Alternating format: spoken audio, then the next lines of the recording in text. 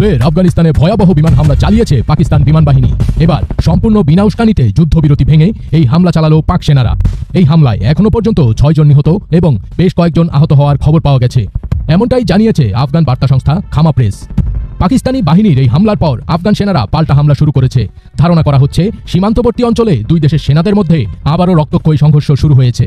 আফগান তালেবান সরকারের জাতীয় রেডিও ও টেলিভিশন জানিয়েছে পাকতিকার উরগুন ও বারোমাল জেলায় হামলায় নারী ও শিশুসহ কয়েকজন বেসামরিক নাগরিক নিহত হয়েছেন।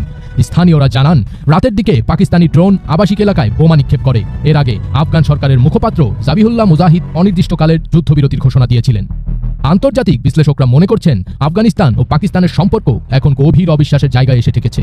দুই দেশের মধ্যে এই অবস্থা পরিস্থিতিকে আরও জটিল করে তুলছে এবং এর সবচেয়ে বড় ক্ষতি হচ্ছে সাধারণ মানুষের। সাম্প্রতিক সংঘাত থামিয়ে 48 ঘণ্টার যুদ্ধবিরতি চুক্তিতে পৌঁছেছিল দুই দেশ।